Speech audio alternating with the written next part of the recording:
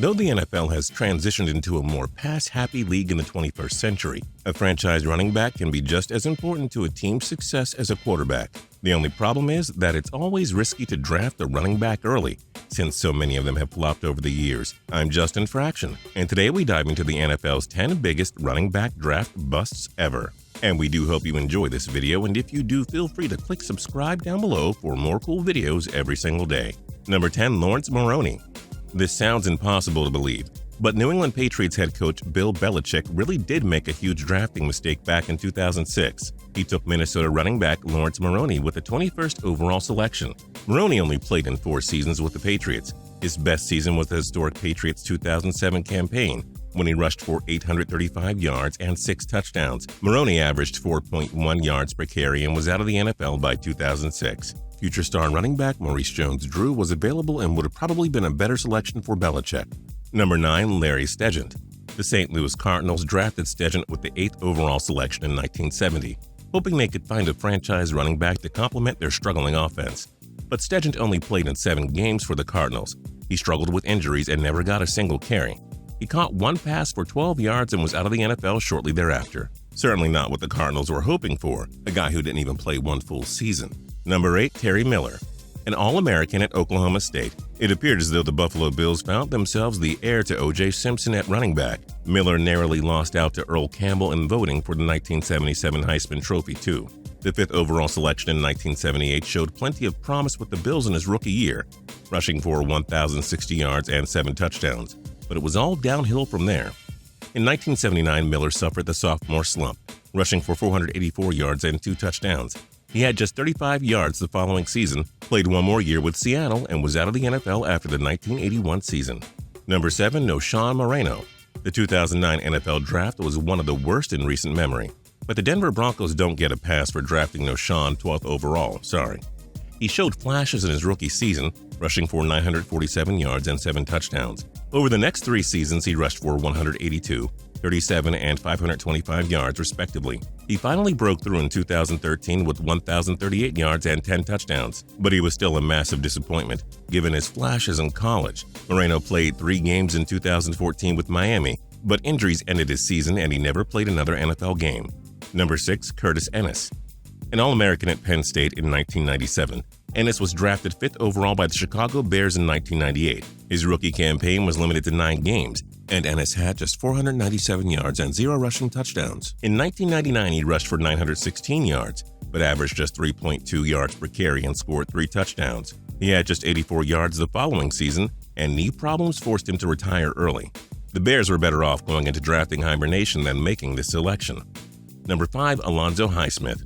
Highsmith was a can't-miss prospect entering the 1987 draft after starring for the Miami Hurricanes. The Houston Oilers loved what they saw in Highsmith and drafted him 3rd overall. Unfortunately, the Oilers didn't get a reseat with that selection. Highsmith spent 3 seasons with the Oilers, but never rushed for more than 531 yards in a season.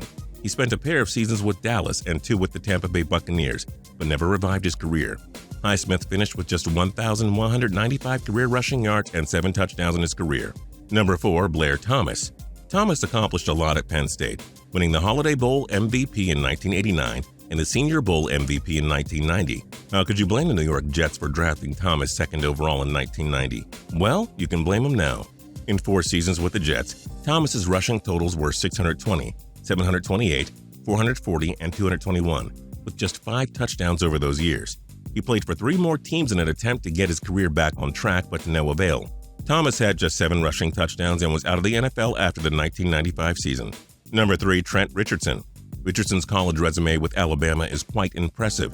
A 2-time BCS national champion, 2011 SEC Offensive Player of the Year, and an All-American, Richardson was drafted 3rd overall by the Cleveland Browns in 2012. And don't blame the Browns this time.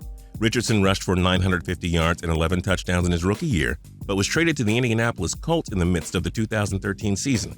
Richardson finished with 563 total yards and 3 touchdowns that year. 2014 was Richardson's last chance, but he had just 519 yards and 3 touchdowns in Indy.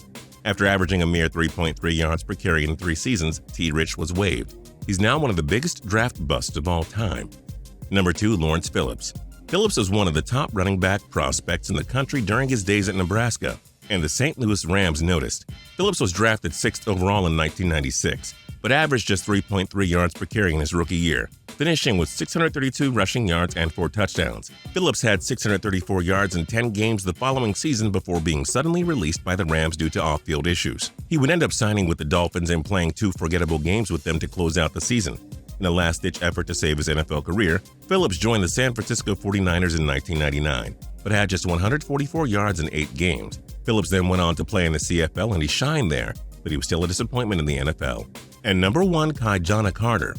Perhaps Carter is the reason teams are rarely drafting a running back 1st overall these days. The Cincinnati Bengals drafted the former Rose Bowl MVP out of Penn State 1st overall in 1995. They did not get what they were hoping for.